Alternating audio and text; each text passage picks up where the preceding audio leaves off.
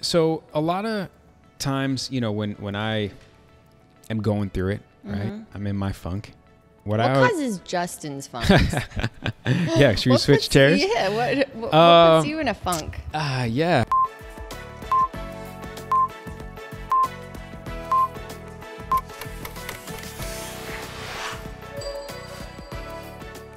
Hey, what's up, guys? Welcome back to another episode of Who Can Relate. Today is going to be a good one per usual. Getting the hang of this, I'd like to think so. But my guest today is a very special person in my wife and I's life. Her husband is the greatest thing since sliced bread. And however, his better half is here with me. So Miss Alicia Hill, welcome to Who Can Relate. Thank you, Justin. This is incredible. So we're going to be talking about a lot of stuff. Okay. But before we get rolling with anything, tell us a little bit more about you. Where are you from? What's going on? All right. So my heart slowed down here for a Yeah, second. go ahead. Do your thing. I was thinking of every excuse of how to get out of this I wish I could have situation tequila today. in your mug. I should have. Yes. Dang, next time. My name's Alicia Hill. Yep. Born and raised in Phoenix, Arizona. I've been out in LA now since 15 years, 2005, 2006. Yeah. Okay.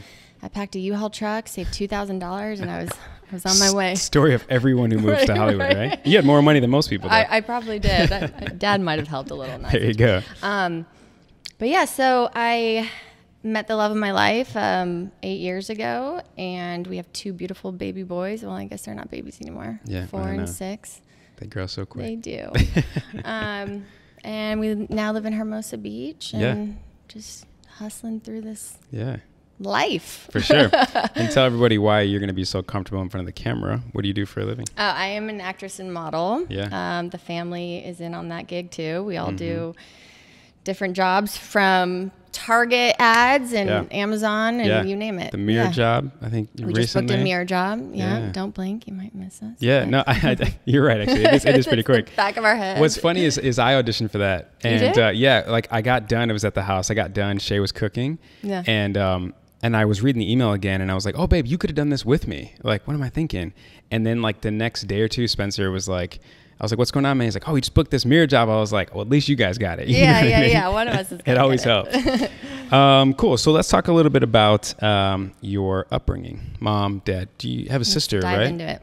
I do. I have 2 older half brothers, Okay. an older sister, and I'm the baby of 4. Okay. So, where do you start with something like that? So, growing up, my parents were, I mean, there's no other way to say it. They were toxic. Okay. Here's the hard part about sharing family issues is you want to protect the ones you love. Right. I don't want to expose them. Right. Now I'm mid-30s, and it's time to kind of like let the cat out of the bag, right? It's like, if you have some shit and you want to share it, sorry, Mom, sorry, Dad, but truth is truth. And I love them dearly. But they were, they had their issues. My mom was addicted to drugs and pain pills, and my dad was diagnosed as bipolar. Wow. And they're both in and out of rehabs and mental institutes, and he was abusive physically and verbally. Wow. And Mom tried to cope. Bless her heart, she's a beautiful person, but they stayed together 20 years too long. Wow. Yeah. So at what point in your childhood did you start to recognize some of their that's a good question. Major flaws? Yeah. I think I remember at a very young age having the awareness when I would spend the night at friends' houses, and I would kind of take in and observe what their family dynamic looked like. Yeah. And I compared and I saw the love, and I appreciated it, and I wanted that so badly. At home, yeah, you're preaching you the choir. Relate. Yeah, I can relate. So I think just at whatever age it was that I became aware of my surroundings and what it was that brought joy to my life. Yeah, and I had moments of that at home. I did, and I knew that they loved me I knew that they loved me dearly, but they didn't have the tools. To parent. Yeah. Or maybe they thought they did, but obviously now you realize in hindsight they didn't. But yeah. And Yeah, I definitely can relate because, so for me, single mom, my dad was basically not around. Yeah. And early on, I started to be very intuitive to my friends, you know, and I had, maybe it was jealousy, maybe it was envy, not really sure, but I just yearned like what they had, which was just a family dynamic. Like I thought it was crazy to see in person, like a mom, a dad, a brother and siblings and sisters and siblings eating dinner at 6 o'clock. Like I thought that was like the craziest thing, because the only time I ever saw that was on TV. So if I see it in real life, I'm like, whoa, like you guys are unicorns, you know, like, and they're like, do you want to stay for dinner, man? You know, like this is day in the life. And I'm like, you have no idea, like, because it's not day in the life for me. And to the point where growing up, I yearned that so much that to me equated to happiness. So I remember like at that 6, 8, 10-year-old age being like, I can't wait to have that, because that must mean that's what happiness is, you know? So I would catch myself dreaming about it. I would lay in bed at night thinking, okay, this is temporary. One day I'm going to get out of here and I'm going to be able to create the life that I want. And I would visualize what that would look like. And, you know, now that I'm old enough and I've educated myself enough to know what that, I was manifesting this life. Totally. And right now I have a beautiful family. I have a beautiful life that I am every day grateful for. But that did not come without a lot of hard work.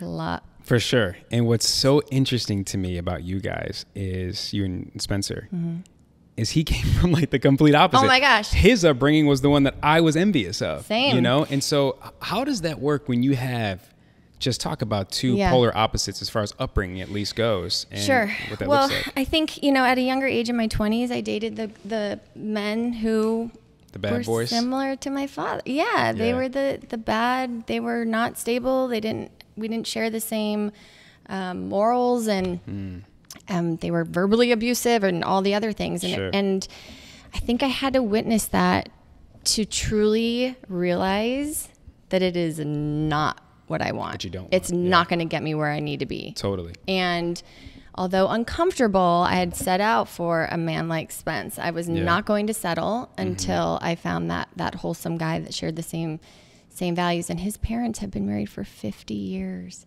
50 years, you guys. He's and I hope that they don't get upset for me sharing this, but I don't think they've ever had a public argument. Wow. I think Spencer was telling me that. Yeah. And it, you know, out of the respect for their children. Sure. But on the flip side of that, my husband didn't know how to have an argument. Problem solving. Yeah. There's no problems to solve. So he meets this woman who all I've known is fights. Right. That's all I've ever known. Yeah. And he had to go to therapy to learn how to have a healthy confrontation. Right. And so I'm meeting this person who is exactly what I want, but then I think, why would he want someone who has baggage? I guess. So I have some baggage, you know, I have some but I think that I've taught him a lot about how to deal with adversity. Sure. And how to, like you said, the positive conflict is a real thing. Like, that's, you know, we met in the middle. Yeah. It's like, it's not if, it's when you're going to have problems in your relationship. And it's like, as long as you have that expectation, like that's half the battle. Sure. Okay. Instead of being like, oh my, we're arguing. What's going on? You know, it's like, this is just normal, you know? Yeah. But again, with Spencer, it's gotta be a situation where, although he can't necessarily relate to what you've been, you know, conditioned in your narrative was growing up, he can provide balance. And I think that's so important to kind of find that happy medium. Like, look, honey, I love you. You talking to Spencer, I love you, but you're not going to get it. And good for you that you don't have to get it. No, I don't want it. I don't want him to. Exactly. I just need him to listen. Exactly. You know, and he tries. And I think there's frustrating moments of like, you don't get it. You're not me. You didn't have that child. You had a perfect childhood and whatever. And thank God he did. Right. Because he emulates exactly what I want. He is proof it exists. And he teaches me every day just by being himself that we can have this together. As long as I'm willing to do the work and be uncomfortable. Sure. Because having a healthy, positive family dynamic is very hard for me. because I am addicted to chaos, and that is not by choice. That is by childhood, by my surroundings, by the toxicity that surrounded me every day. Yeah. I mean, we're talking like, you know, waking up in the middle of the night and both my parents are gone. We can talk about abandonment. I suffer with that extremely. Sure. And it's, you know, it's things like that he's decided that he's going to be there for me, and we're going to do this together because I want it so bad. Yeah. But that's heavy. It's powerful what you said, and that's heavy. First of all, it's great that you are aware of that. Sure. If you just kept going throughout your marriage not being aware that you have abandonment issues, it would never work. You have a fear of someone leaving you, it would never work. No. So the fact that you are aware, you can relay that to your husband. He's now aware and then can prepare, right, for when that day comes, because it's not if, it's when. And then it's a win-win all around. Obviously, it sounds like a walk in the park. It's not, but that's half the battle. Sure. So for you to be self-aware of that, and, you know, the abandonment thing, I can relate to that. Not so much the up and leaving in the middle of the night, but, you know, my dad, for the most part, left me. My mom oftentimes left me, you know, and I felt alone. And I kind of got kicked out of the house at 17, 18 years old. My mom chose her, at the time, boyfriend over me. You know, that's abandonment. And that was real. And fast forward to today, and throughout my relationships, I carried that subconsciously into these relationships where, you know, funny enough, like, I wasn't like a clinger, like a stage 5 clinger, like don't leave me kind of thing. But I did have that feeling of like, they're going to leave me, but I'm going to take control of it. And I'm going to leave them before they leave me, because I will never feel that way again when I was a little kid. Do you ever feel like that? 100%. I think I tried to break up with Spencer 10 times before. He would show up at my door. He's like, sorry, you're not getting rid of me. Yeah, I'm no, this is too good to be true. Sure. Stuff like this doesn't actually exist, even though I dreamt of it my entire life. Yeah. But yeah, I mean, even little things, and I know this is going to sound crazy, but I don't care. No. Is, you know, when he goes out of town, like he had a job, he's also a model and actor, and he leaves for work sometimes, and I can laugh about it now, but it's a real thing. When he leaves, I put furniture and stuff in front of the doors, because I'm like, something's gonna come and steal my happy life, or someone's gonna break in and hurt me, or you know, or I say goodbye to him as if he's not coming home. Right. That's real anxiety. Those are real things that have stemmed from a young age, you know. But I work on them. I work on them daily. I talk about it, and I think, who says it? Brene Brown, one of my favorites. Gifts of Imperfection. Yes, you know, talking about it is healing in itself, and we don't always need to expect a response. But you shouldn't. No, you shouldn't. But so, what does that look like for the people watching and/or listening? If they can relate to what you're saying right now, where you have that abandonment issue and that feeling of what if, right? Hypothetically, the worst case scenario. What does, when you say I work on it daily, what does that work look like? Well, first, I think that not letting it spiral, recognizing that fear is a funny little person that wants to creep in and tell you lies, right? And stopping and correcting those thoughts quickly is huge for me, and not letting it spiral. I think if you suffer with anxiety that transpires into depression, you've kind of let those thoughts accumulate so much that you can't get out of it. Right. And now you're in this funk, and you're in this dark place, and you can't explain it. Nobody gets it. And but getting fresh air, working out, healthy eating habits. And I know that sounds so cliche, and everyone talks about it. For a reason. But for a reason, and it's very true. It's and gratitude is a huge one. You know, we all talk about it, but you have to fully feel what it means to be grateful. Yeah. And I'm talking pause your life, pause the voice, stop, take a look around, and remember you said this, celebrate the small victories. Yeah. I did this. I you know, changed the pattern, and I've put myself in a check, and I've created this life. Right. And I mean, it's just it's an ongoing reading books, educating yourself, doing a podcast, and speaking out with, you know, it's all healing. It's all good for you. There's something that, doing my research this week to prepare, I was really excited, because I feel like I found something that was really going to help us, number one, and then anyone listening and watching. So this is for everyone who suffers from those terrible hypothetical moments where you're like, oh no, it's happening again, right? Like your brain kind of takes over and fear sets in, right? So bear with me and follow along, kids. Okay, so it says, if your brain can't tell the difference between what's dangerous and what isn't, then everything is a potential threat, and you're in for a long haul of false alarms. For example, your prefrontal cortex, by the way, the prefrontal cortex is this little almond-sized joint thing in like right at the front of your brain, okay? That's like the fight or flight situation. Yeah. Your prefrontal cortex is responsible for remembering, for example, that your ex-wife is a petite brunette who dumped you. Your amygdala, another part of the brain, is in charge of flooding your body with rage whenever you see a woman who even vaguely resembles her. So, you remember the ex who dumped you, okay? And then you're out with Spencer and you guys are having a good old day, Saturday, Hermosa Beach, day in the life, and you see your ex, or a guy that resembles your ex. It's a trigger. All of a sudden you're like, something happens, right? It's a trigger. And then your brain goes, prepare, like code red, lock the doors type of thing, right?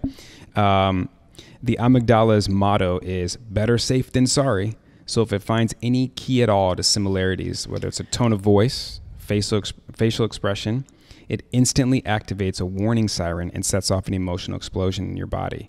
So if you've ever wondered why anger or certain emotions has a way of stirring up memories from a long time ago, now you know. So again, long story short, it's just a matter of mastering your mindset, understanding that fear is a real thing. It will come in, it will creep in.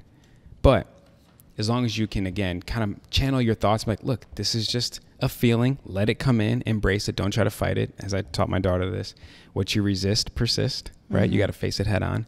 And also, ultimately, just believe that the simple fact that the opposite of fear is faith. I love that. And I think that if we can remind ourselves that we don't live there anymore, right? Yes. And we're not going back there. We're not going back. It's just not happening. But speaking of going back, as we talked about on our pre-call, because I was just, we were going through it and I was like, look, sometimes you got to look back to realize where you were and what it took to get you out of that, we'll call it a dark place. Yeah. Into where you are today. And you kind of were like, I never kind of thought of it like that. And it's like every now and then, that's part of what I meant by saying celebrating the small wins. If you look back on where you were, say the darkest moment in your life, whatever age it was, and you looked at it and felt those feelings and then realized what the solutions that you came up with to those issues were, those are little small wins, but the biggest win of all is you're no longer there anymore. Yeah. But that comes down to doing the work consistently, like you said, with all of the above that you mentioned. And one thing for me that I can definitely relate to is gratitude. And your husband taught me that. So he gives me the book, The Magic, right? Which is written by Rhonda Byrne. I love how this has come full circle. So Sure. I gave him that book. Oh, that's right. Which he gave you, which manifested a podcast that now I am on. Yeah. Who gave you the book? I met a girl, Ashley, who was at every audition. Okay. She was like, we were like, okay, we need to meet. It was like sitting across. It's like, are you going to get it or am I going to get it? We'd always end up at the same spot. But she always booked them. It was always came down to you and her. And I think I saw her one day and I said, congratulations. What's your secret? And she goes, you know what? I've been reading this book and I swear by it. And I'm like, you sure you want to give it to me? What's crazy is Rhonda Byrne also wrote The Secret. Yeah. So you're like, what's your secret? Yeah. Ooh, so she handed it over and then here it started is. taking all her time. Yeah. No, when he gave me it's that. a great book. Yeah. And it was, some of it is so simple. You're like, come on, Spence. Like, really, man? He's like, just trust me. Just finish it because it's a 28-day practice for anyone who hasn't read it or knows about it. And it's a 28-day practice full of gratitude. And each day there's something different to be grateful for, multiple things to be grateful for.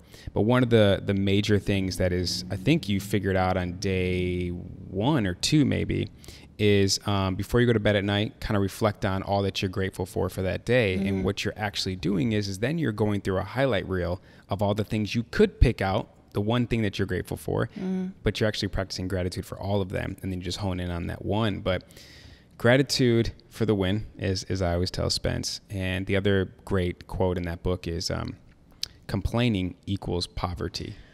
gratitude equals riches. Yeah. And also Jensen Cheryl, the author of You're a Badass, always says, what you focus on, you create more of. So if you want to focus on problems to complain about, guess what you're going to be given? That's just more problems to complain about. You want to focus on gratitude? Guess what you're going to be given? More things to be grateful for. That's it. Easier said than done. We're not curing cancer here.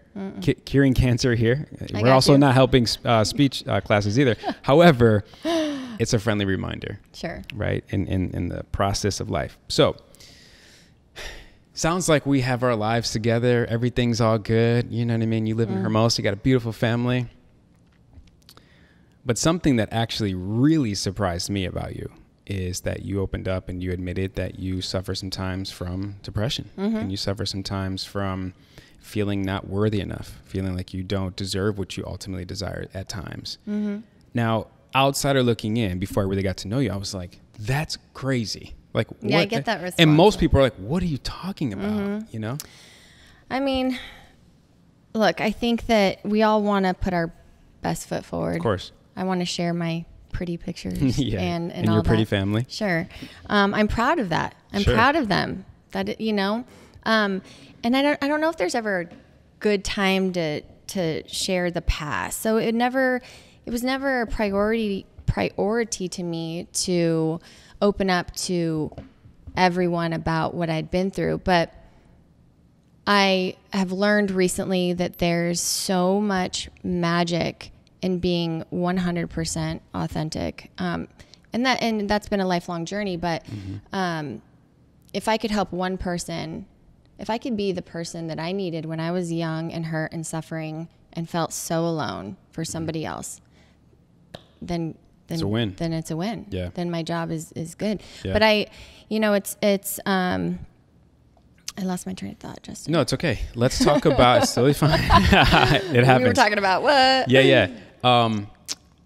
Just walk how I opened up. So I opened up recently on Instagram. Yeah, but I was going to say, even before you opened up, I want to talk about what does depression look like for you? Like give me a bad day in the life of Alicia. Okay. Give me an example. Let's think. So there's different things that I've learned lately that trigger it and what put me in those funks. Whether it's, you know, feeling like I'm not doing all the things for my kids. Okay. You know, maybe I didn't cook that home cooked meal, which I'm terrible in the kitchen. I'm so sorry, honey. So it's like mom guilt. Mom guilt, weight on top of just my own, like, am I a good friend? Where am I? Like all the negative thoughts compounded, right? Okay. Compounded? Yeah, sure. All my negative thoughts. They know what you mean. And I think you start to think like, man, I kind of suck right now. What triggers that? Because there's got to be a pattern and a trigger that happens. Yeah. And maybe you don't know it, which is okay too. Because if you did, maybe you wouldn't have these moments. Well, right? I don't think it's just one thing. And I think it's multiple. A lot of just feeling like I'm not doing enough. Okay. You know, I tell Spence that all the time. I'm like, I feel like I'm not doing enough. Like I could be better, not living up to my potential as a mom or wife, and all the that I had gone through wants to creep in, or maybe I have a thought about my past and I think, oh, I don't deserve this life. And then it just puts me in a place of like, I'm just going to sleep till noon and I'm not going to face it. And I don't want to do this today. And, cause it takes effort. It's uncomfortable. It takes energy too. It takes energy, you know, to live a really healthy, balanced life all the time, full of optimism. Tough. When that is not what you saw or knew at all. Yeah. And again, bless my parents, but they had diseases, mentally, physically, all of the above. They were, you know, they had a lot of stuff that they didn't work on. And so, you know, when it comes down to being a mom, it's like, I didn't have that role model to show me simple things that I've had to teach myself or take in from friends. And I'm constantly learning and I'm constantly gravitating towards people who have what I desire. So I'll take those things and I'm like, but when I'm not doing that, or when I feel like I'm not doing enough, or maybe I've slipped up and I don't know, said something to Parker that my dad said to me. I'm nowhere near as abusive, you know, I'm not abusive at all, but I'm saying is like, I could say like, I don't know, something that I'm not proud of. And I'll go beat myself up for half a day. So it stems from childhood, right? Yeah. And I just wonder if, because you said sometimes you don't maybe feel like you deserve something, or you're not worthy enough, or you're good enough, right? I feel that way sometimes too. And that for me, I can self-diagnose is, it's words of affirmation, right? Like that's my number one love language, and I was never given it as a kid. So I can try my little butt off. And my mom, I just wish she was like, I'm proud of you. Like, good job. You know, you did a great job on your test. You studied hard. It was just like, I'll take you shopping and we can get you a new outfit, because her love language was gifts. Same. And, you know, when you're 9 and you give the new pair of Jordans and you're fresh, you're like, okay, cool. What's words of affirmation? Doesn't matter. You know, like, who cares? Fast forward, it does matter. And so I just wonder for you if a lot of that stems from what you lacked growing up. And again, that fight or flight mindset of like, you know, you have subconsciously something's telling you like, you're not good enough. You can't do this. Who are you to think you know what I mean? But that's got to stem from somewhere in a trigger in childhood. But so what would you say is you mentioned like you can look at your support group, right? Your circle to kind of get you back on track. What are the solutions, would you say, that kind of get you out of the funk? Do you journal? Do you talk it out with your husband? I do the hard things. I do you know, if I know that going on a run is gonna help, I do it anyway. And listen, I am a work in progress. I had an anxiety attack coming here this morning. I told Spencer, I'm like, I don't think I feel good. I have a cough. I don't know. You know, but it's like, no. I'm gonna do it because everything that we want and desire is on the other side of comfort. And I think that I just do the hard things. You know, it's not. It feels weird and it feels hard, but it's worth it. So when you, we were talking about this at dinner not too long ago, and it was kind of, what was brought up was maybe a situation of like, you know, I'm like, look, Alicia, you're not alone out here. There's a lot of people who go through what you go through. Maybe not exactly to the T, but very similar. You should talk about it. Right. And you were like, yeah, sounds good. And in your head, you're probably like, shut the hell up, Justin. Like, don't freak me out like that. But I'm like, I don't know. Like, you got something going on. And then one thing led to another. And I was like, you're like, I don't even know where to start. And we were talking about just going on your Instagram and just being vulnerable and raw and peeling back the curtain. And if you get moved to tears, it's more relatable. Yeah. And you did. Thanks to you, I did that. It takes one to know one. So I got a lot of feedback and responses of people with similar stories. Yeah. And people that you were shocked to find out as well. Yeah, there were a lot of people on there that I think that I probably judged. Sure. And that's what it is, right? Totally. It's not knowing someone and thinking that you do, and you compare. And I think it's an eye opener to hear someone that looks like they have it all figured out that that doesn't. It doesn't. No, surely. So what did that do for you when you get these responses and you're like, me too, and oh my God, I can relate to you, and I also suffer from mom guilt or not feeling worthy, or does, you know? Yeah, I mean, it just makes you want to open up more, right? It makes you want to have conversations with everybody you know. I mean, I think I sat down with one of my best guy friends and I said, do you have any idea what my childhood was like? And he's like, no. I've known you for 12 years and we have no idea. Wow. You know, like how many times do you have these people in your life and they're surfaced and you think like, I think that when you can get to know somebody on a deeper level, you may understand why they act the way they do sometimes. Why I didn't show up at that party. Because I literally couldn't physically get there. I was having a panic attack. I remember I was at a party when I first moved here. It was a birthday party and I only knew the one couple. And, you know, I was just starting to come out. My parents didn't socialize. I wasn't around. They were introverts. And although from the outside looking in, my dad did well. He made a lot of money, but it was complete dysfunction, you know, inside the house. So, I think people assumed that, well, I know they did, that it was just that we were different than what was going on. So, you know, I didn't have the social skills, believe it or not, until my late 20s. And Spence helped me break out of my shell a little bit. But I remember going to a party and I was just quiet and kind of off to my own. Probably people were like, she's stuck up. She's a bitch. And, you know, I'm quiet. And that's that. Because I'm literally inside my head going, I don't know. They're judging me. What are they thinking about? Yeah. What am I thinking about? Yeah. And everyone only cares about themselves at the end of the day. It's like, and so I remember fast forward to, I don't know, a few months later, one of the girls and I were talking who was at the party, and she goes, "You're really cool." She's like, "I just thought you were such a weirdo." And I'm like, "Well, thanks for sharing that. I hope, surprise. Like, yeah, I'm weird, but I'm not, you know, not a weirdo. But people are going through stuff. Like, take a sec before you jump on them and assume something about somebody. 100%. They are going through something that you have no idea about. And not only may you not know what they're going through, but something my wife picked up for me was like, you know, what I suffered from childhood, she didn't really consider like a big deal. For me, it was, right? So everyone's problems are valued and weighed differently. You know, you may be like, I got a flat tire. And I'm like, that's all right, just call AAA. And you're like, no, you don't understand. You know, it's all, everyone's different. It's all subjective. So don't judge a book by its cover for sure, but also like just even if you hear their problem and you're still like, that's not a big deal, you're like, but it may be for them. It may be their well, for sure. And everyone, you know, is always going through something. Maybe it for me coming on here, I was like, I have it pretty good, even though someone out there right now is hurting. And so it feels, you know, you're like, but you coming here took a lot to get out of your comfort zone. It did. I didn't know about your situation this morning. This morning? Yeah. I mean, you told me, was it? Well, I mean, how many days ago did you ask me to come on here? Every day since then, I've been a wreck. Yeah, you said you're like drafting text messages to like, Justin, I'm not really sure, man, if I can make it today. That's true. But when it comes to getting out of your comfort zone, I have a great book, and this is another book that Spencer gave me. John C. Maxwell, the Daily Reader. This is like our daily Bible kind of thing. Yeah. So it says this: the only way to improve is to practice your craft until you know it inside and out.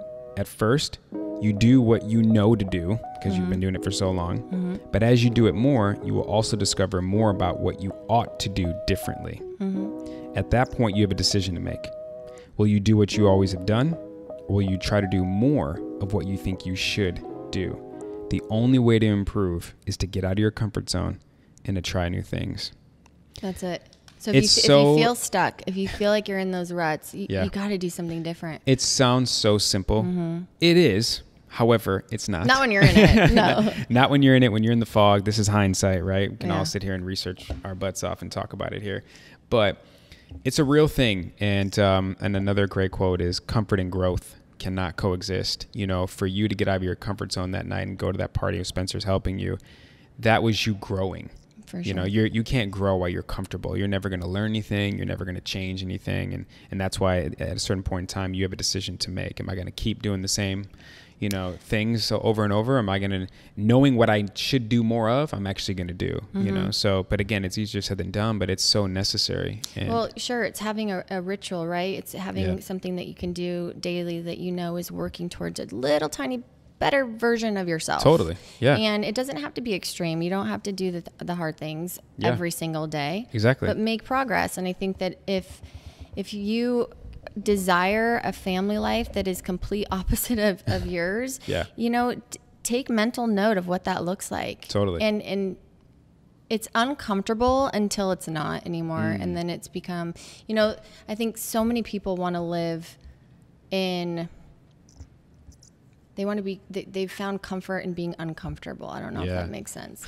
It's funny because Shay and we always talk about this. So when I met her, I was like, oh, you're like real uncomfortable being uncomfortable, right? And she's like, kind of looked at me like, yeah, duh, like, isn't everybody? And I'm like, you know what's scary, but also an epiphany for me? I said, I am very comfortable being uncomfortable, mainly because of my childhood. And like, you know, we've kind of touched on today, like if things went well, I was surprised.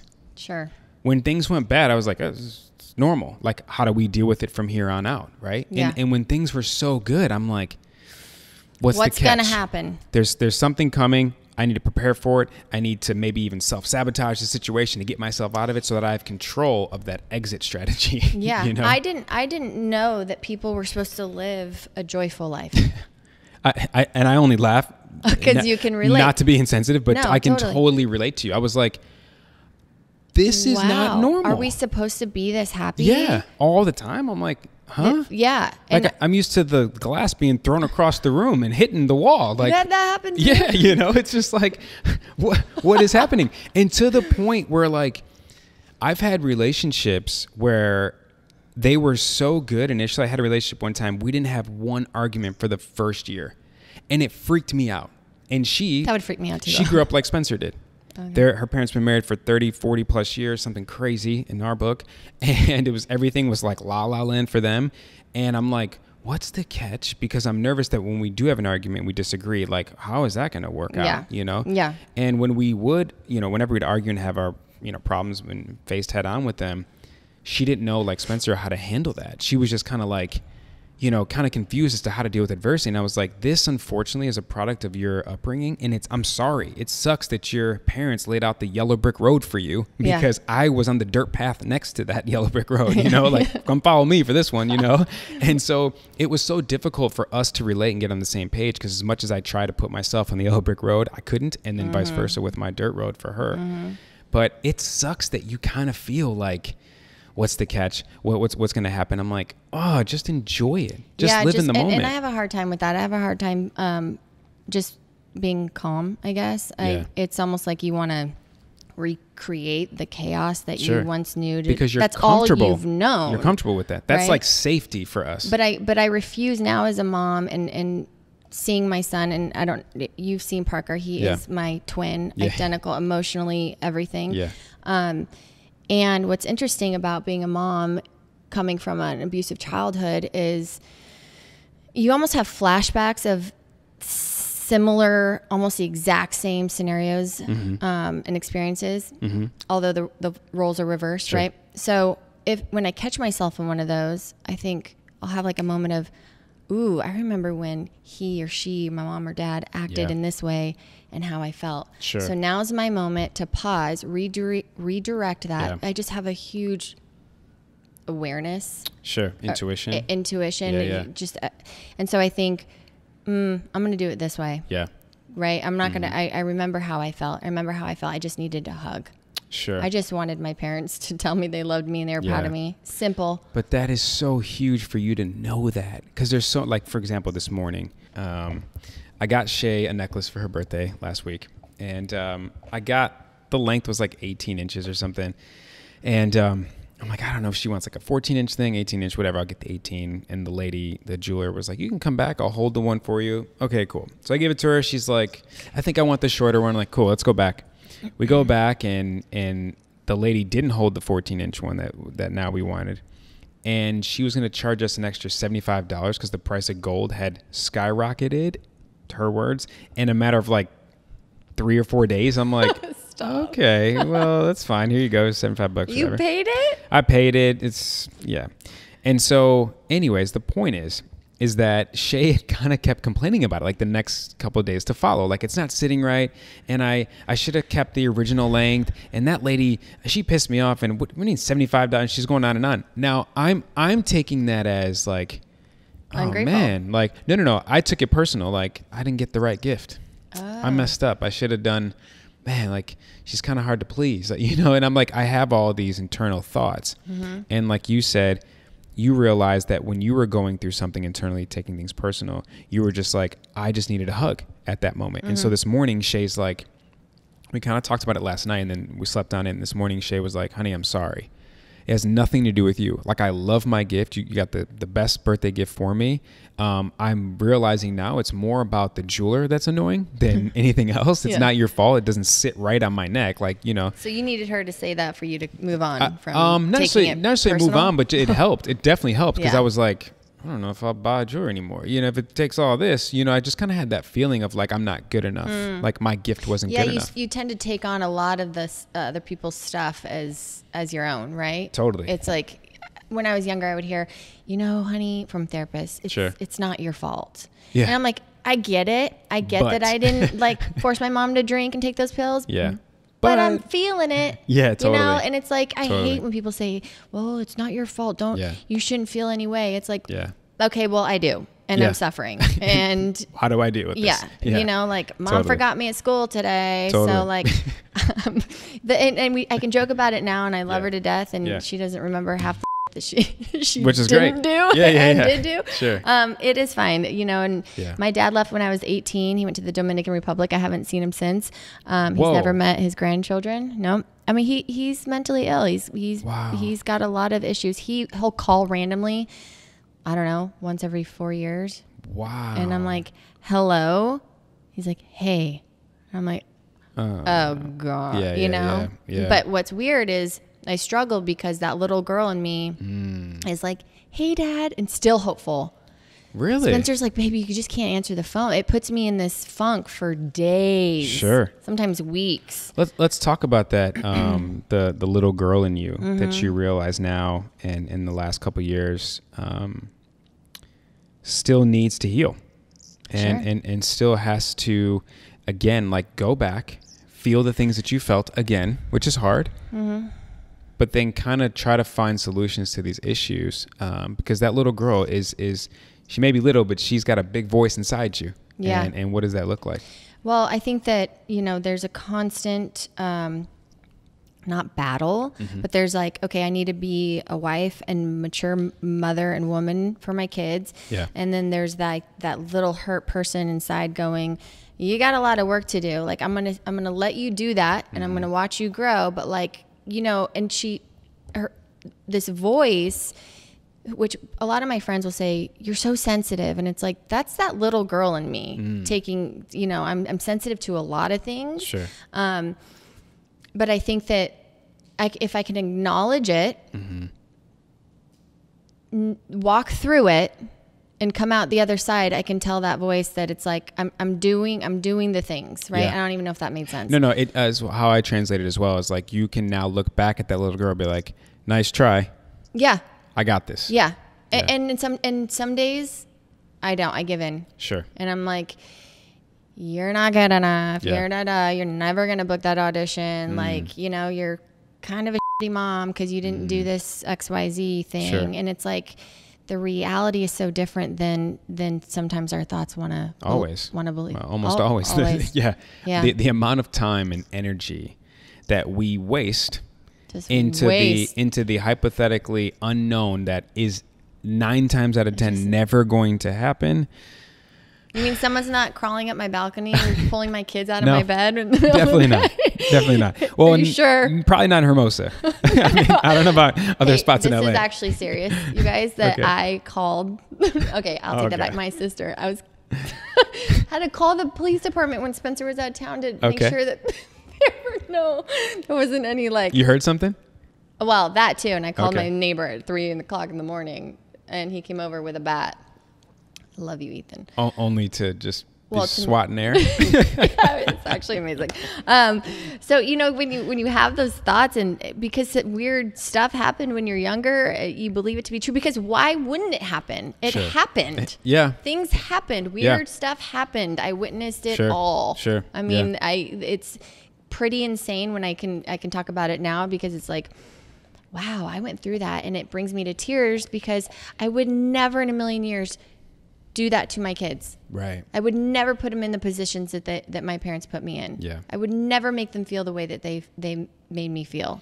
Let's talk about that because obviously it's a lot of behavior is repeated behavior. It's a lineage thing. So how do you, knowing the childhood and upbringing that you had, how do you channel that into the mother that you are today? Like either whether it's like advice to your kids, like in case they ever feel some things you felt, or it's like preventing any and all possible things that you witnessed so that they don't even have to deal with the coping mechanism because there's nothing to cope with. Yeah, no, I don't want to, they're exposed. I am who I am. I have, you know, anxiety attacks. I have my times where Parker's like, Mom, you going to get out of bed?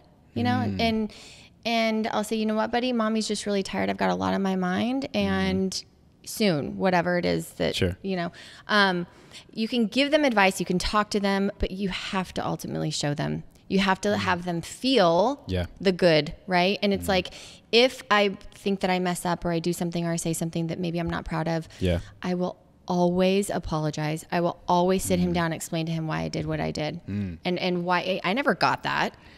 I never got an apology. I was just thinking the same thing. They never took ownership. No. Oh my mom, listen, when my mom calls, there's a photo that pops up, right? And it's a very specific photo. I remember exactly where we were. What is it? Because it was the only time in my life I've ever heard my mom say 2 words. I'm sorry. One time. And I was like, hold that for me. Because actually what you're speaking actually has a face to it. Just let me take this picture of you. And we were in Italy. We were eating dinner. I took this picture of her, and it's when she calls. Wow. And she has this look. And I show people, they're like, I've never seen the look before. I go, yeah, no one has. Because she's never wrong. She's always right. It's always you. So yeah, I never got that transparency is what you are now giving your kids. That's right. So I will take a page from your book as far as being transparent. Yeah. It's okay. It's necessary for your kids to see the human in you and not this robotic. I'm not trying to hide it. Machine. Yeah, I don't want to think that I'm not, the old fashioned way is like, if you don't acknowledge it, it doesn't exist. And I am the polar opposite. Yeah. We acknowledge it all. We talk about That's it all. beautiful. We let it out. We talk about our hard days, what's going on in here, and it's how I want my kids to be raised. My son is a very, very emotional boy. Parker? Yeah. He's very sensitive, and he gets that from me. It's got to be Parker, because it can't be Smitty Pops. Smitty Pops is not that guy will run through a wall if you look at him different. He's got the mean mug. He's the youngest kid I've ever seen with a mean Everyone's mug. like, he's so unhappy. I'm like, he's actually a really happy boy. He just doesn't like people right now. Cracks me up, that guy. Oh my God. So Parky, I look after closely because he just reminds me so much of myself. And I think you got to be careful with that. You got to be careful with those emotions and Sure. And not shun them. So what does that look like? And this is actually like a selfish question I'm asking so that I know, but I'm sure this will help out people watching or listening. What does that look like? Like, what are the steps of being transparent and showing, because there's a fine line between showing it all to your kids and then also kind of being, what you don't know won't hurt you. Like, what's that balance like? It's a good question. I think taking ownership for your wrongdoings, right? When you're not proud of something that you've said or done, owning up to that, showing an alternative way of how I could have said or done something different, asking him. I say, what could mommy have done differently that would have made you? I like it. And he'll tell me. Yeah. He knows. He'll come up and say, Mommy, the way that you did that or whatever hurt my heart. And I'm like, where did you get that from? Poor and guy. that is a pure innocent person telling me that I hurt his heart. Like, come on, I know. So I'm not going to repeat that. We don't want to hurt the ones we love, right? And so I never had that. I never had the acknowledgement or the awareness around me growing up that showed that they gave a damn. Sure. To be honest. The one thing I always tell my daughter is, I'm just going off of, as far as being a father, what not to do. Yeah. Because I was shown that. That's like the only thing I was ever given was how not to be a dad. So like I took that as a glass half full opportunity to say, okay, well, I know what hurt and I know what sucked and I know what those feelings felt when he was like, I'll come to your basketball game and never showed up. And the whole game, I can't even concentrate. I'm looking at him in the stands. Where is he? So, I definitely take that on. But again, a lot of that is just back to self-awareness for you as a mother and knowing that at that moment, like you're saying, back then I just needed a hug. So let's hug it out now, So a lot of times, when I am going through it, right, I'm in my funk. What causes Justin's funk? Yeah, should we switch chairs? Yeah, what puts you in a funk? Yeah, perfectionism for sure. That is like my kryptonite. Nothing's ever good enough. It could always be better, to the point where I oftentimes do not even follow through with it because I'm like, it's not good enough, it's not ready. Like with this show, as now, I've opened up and shared with you, like I had a serious case of imposter syndrome. One of my friends, Troy, told me, which is, when your purpose is bigger than the moment that you're having, let that marinate, Sure. And I mean, that's what I experienced this morning, not to cut you off there, but was like, I told Spencer, I'm like, why is he having me on here again? It's like, that who am I to syndrome. I have a great life right now. Sure, it takes a lot of work. Sure. And I want to share with somebody, but fear wants to creep in. Ugly thoughts want to creep in and try to tear you down and take you back to that place. And you're like, 100%. I'm not going to do it. Yeah. And the other thing that really gets me is abandonment. Like we talked, when you said that on the pre-call, I was like, whoa, like preaching to the choir. When I probably our first heart-to-heart conversation Shay and I had, it was early on, 3 or 4 weeks in, And I don't know what sparked all of this. Oh, because I knew she was the one. Hello. So I have that thought cross my mind. I'm like, this is it. You know, I found my wife. I found everything I manifested. And Mr. Fear came in, and I was like, oh no. Like it was such a weird feeling that I had going on, and I'm laying on the floor with her. We're side by side, and I just remember I started crying, and I remember telling her, like, please don't leave me. And it was almost like I was like repenting. It was like an out of body experience. I don't really remember like thinking the words and then saying them. They just kind of came out. And I just remember, I was like I might as well have been, she stood up. I might as well have been holding on to her leg, you know, like, don't leave me. But what I was feeling was like, please don't leave me too. My mom left me. My dad left me. My stepdad left me. My friends left me. My family members left me. Please don't leave me. Like, I can't keep dealing with this. This sucks. This hurts. Like, I'm a good person. I deserve all that I desire. Like, I know I can do this. I'm a work in progress. I'm under construction. Bear with me. I'm worth the wait, but just don't leave me. And so, that's a real fear. And unless you've felt it, you don't quite understand what that feels like. And totally. Thank God that I have a husband who reminds me that he's in this with me through it all, you know, because when it gets dark and I'm not easy. It's not easy to be with someone who has that kind of past. And I think, I look at him, I'm like, are you sure you're still in this? I asked for that. I'm like, are we checking in here? You're good? He's like, honey, I'm in, and to feel that unconditional love, unlike anything we've ever experienced. And I'm speaking for you. And I'm assuming it's foreign. It's foreign, and it feels really good and really weird at the same time. It's just that feeling of like, I know my wife's not going to leave me. You know, Spencer's not going to leave you, but. And it's as simple as that, those 3 letters, but. And I think it's okay to be in that place, though. Okay. I think it's okay to be in the place that, look, we can't force anyone to love us. We can continue to be ourselves, continue to work hard at whatever it is that we want. Yeah. Ultimately, it's his choice if he wants to stay in this or not, right? Married or not. It's a choice every day. Yep. And I think when you know that and you can recognize that, it speaks volumes of a healthy relationship, just to be able to be like, even though we're married, this is our choice to continue to do this with each other. Totally. And it's not. Yeah. No, there's a saying to like lighten that up a little bit. I remember when I found this out, I was with an ex-girlfriend at the time, and we went to South Africa together, and we go to see the penguins. And while we're there, she's like researching stuff on her phone about penguins. And one of the things she found was when penguins mate, they mate for life. Now, me being the not such a great Justin back in the day in my relationships, when her and I used to argue. No, I left her with the penguins. No. Her and I, we would get in arguments, and I remember like a couple of times, I'm sorry, I remember saying like, we're not penguins. Like, we're not mated for life. Like, we could break up. Like, stop thinking this is guaranteed, because it's not. Like, I used to say that to her, So to your point, I mean, I was a jerk. You were very polite about it. But to your point, like, we're not penguins here. We're not mated for life. Yeah. If it no longer serves you, you may have to let it go. Right. And so, yeah. It's another podcast. I was going to say it's another episode. Alrighty. So I always try to end every episode on a final takeaway. And obviously, when you talk for so long about so many things, you kind of forget about what you said. But again, just umbrellaing. What? Umbrella. That's not even a word. Umbrellaing? Umbrellaing? I'll leave it in. The hell with it. If you think you can do better than me, you come on, do it.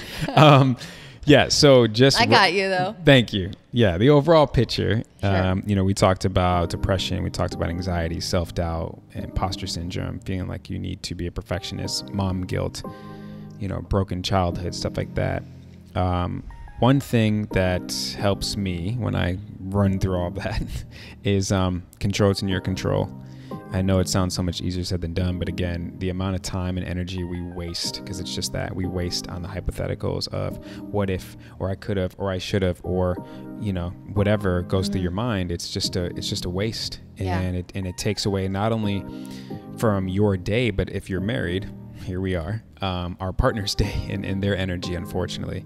The other thing I want to say too is everything that is happening you think to you is happening for you, right? So as much as I wish my childhood wasn't the way it was, I might not be the father I am today if it weren't for that, right? Yeah. As much as it sucked not having my my parents in the same household, maybe it's the reason why I'm a great husband, and I will be a great father to my future kids. So, it's just a mindset. It's all about taking what you thought was a loss and really turning them into a lesson. Yeah. And you're not alone going through what you go through. It's the whole main point of the show. You're not alone. And that is something that I didn't, we didn't have social media. I couldn't go turn to YouTube or whatever and hear someone like myself give me hope. Sure. I relied on TV shows and friends, families, and took that in.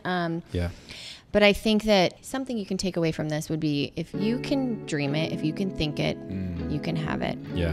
And I truly, truly believe that. And I think that so many people automatically shut themselves off to ever believing that they deserve, which we all deserve, all of it, love, connection, families. Yeah. And it's a choice that you make every single day, in your habits, in your words. Everything you do matters. Sure. Totally. How you treat the person at Starbucks matters. Yeah. Why? 100%. Because you're going to feel like an asshole later when you know that you didn't treat that person who's making your coffee with respect. Right. Talking about the magic, gratitude, stepping out of your bed. Thank God I don't have my dream home. Sure. I have a beautiful home that's safe. Yeah. And it provides warmth for my family. Memories for your family. And that's a real sense of gratitude. It's not faking it. Yeah. Right. Totally. And it's feeling what that feels like. And it's driving down the street with my 2 boys in the back, my husband in the driver's seat, taking those moments in and going, I am the luckiest person in the world. Totally. Yeah. Instead of being like, oh, they're so annoying, they won't shut up, and blah, blah, blah. Sure, I have those moments. I'm a mom. I get annoyed. But I always try to come back to, I have everything that I wished I had. So what are you going to do with that leash? You have now been given everything you've ever dreamt of. Yeah. Don't F it up. Yeah. Well, something that it made me think of this, because you mentioned this on the pre-call, was around the time when you had your epiphany, when you were like 8. I think you threw out a number. I was young, yeah. And you sat down with yourself, more or less. I mean, chime in and correct me if I'm wrong, whenever, but you were kind of like, I know what I want, and I'm going to get it. And this isn't it. Yeah, I think that, I don't know, God gave me the gift of awareness to take a look around. Well, I mean, it was obvious. There was physical abuse involved. I knew that. Everyone knows that right from wrong at a young age, right? But it was also like collecting all the things I desired and knowing and saying to myself, this is temporary. This is going to sound nuts. I'm going to share it with you anyway. Yeah. There was a moment after having both my kids, laying in bed with Spence and looking around, and I think they were sleeping. And I sat there and tears rolled down my face. I thought I had died and gone to heaven. Wow. I literally thought I lived such a hellish life. It was so crazy and toxic. I thought, oh my God, this must be heaven. Yeah. Can't get better than this. It was the most magical, loving feeling that I get to repeat with my kiddos, right? And correct me. I mean, what am I trying to say? Okay. Work it out. I was going to say, correct me if I'm wrong, but what I meant to say is, don't get me wrong. Sure.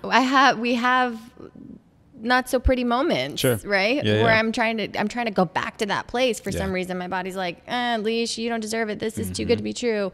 You better go and do something weird, say something to your husband that he's not going to like. Right. To get back to normal. To get back to, which I'm like, no, I got to, this is the new normal. I got to figure this out. Yeah. So. That's beautiful. I appreciate you sharing that, because it's that whole pinch me because I got to be dreaming kind of feeling, and I actually really felt that way when I launched and having all my closest people, it was awesome. In the same room at the same time, and basically me delivering my baby into the world. It was probably the safest place it will ever be in, was that moment. And I remember, driving home and that was also my wife's birthday of all times for her to throw me a surprise party. Bless her heart. She's a saint. And I remember that night just feeling like this is a feeling I never want to forget. Like, this is how it should be. You know, we work so hard on ourselves individually and then collectively in our marriages and with our kids. It's like, you know, at a certain point in time, the hard work has to pay off. Like, it has to. Just allowing yourself to feel pure joy. Yeah, and celebrating those wins. And calmness, and just being like, celebrating those wins, right? And totally. it's okay to. It's not selfish. It's not selfish. It's important. Yeah. Yeah. Alrighty. Well, this is the, not that we haven't been having fun, but this is the fun part for me, because you have no idea what questions are coming. I hate these. This is the round of rapid fire. You're going to get 5 questions. All right. And just say it from your heart. First question is, who is or was your role model?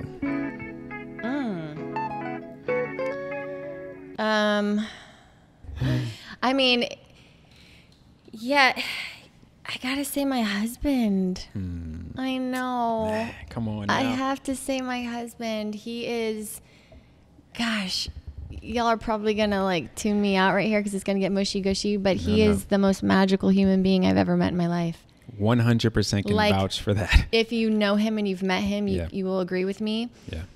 He's pure. He's honest. He's everything I didn't have.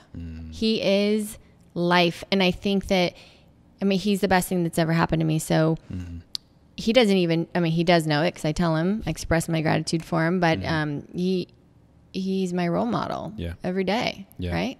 No, yeah. I want to be like Spence.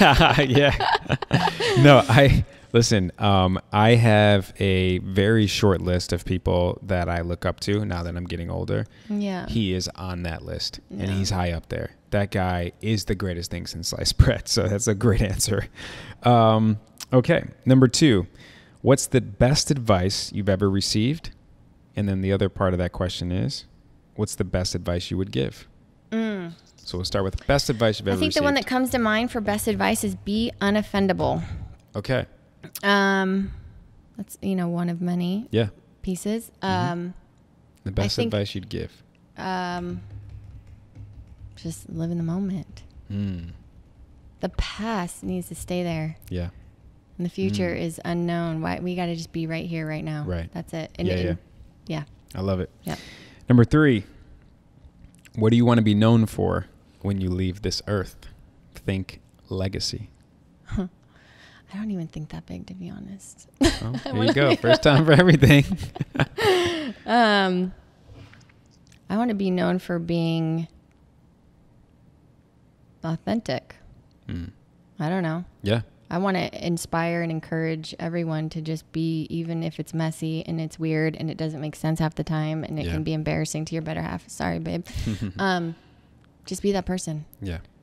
At what point in our life were we, as a mom and seeing my beautiful boys being born, they're the purest, most innocent human beings. Right. Right? At what point are we told or taught and believe that we can no longer be that? Right. We can no longer be that. We put these guards up and we armor ourselves to go out into the world. Yeah. No. Yeah. I've got stuff. There's stuff. And you either love it or leave it. Yeah. I don't know. Unapologetically. Yeah. And it kind of came out halfway. It's been a long day. That's just it, right? It's like, I just want to leave here knowing that I gave it my all and I was who I was born to be. Meant to be. Yeah. That's a great answer. Question number 4, and this is a selfish question I always ask any woman that I have on the show because it's mainly for my daughter. Ooh. As I always prep the women, I always say, look, there's a lot of things as a man to my little girl that I will never understand. And that's okay. I'm here for it. So the question is, and this, again, I'll give to her later. What advice would you give teenager Alicia? If you could see that 16-year-old, 18-year-old girl right now, what advice would you give her? I would probably tell her that she's smarter than she thinks she is. And she can do hard things. Yeah. I love it. Sometimes the simplest answer is the best. Yeah. Last question. What does Alicia admire most about Alicia?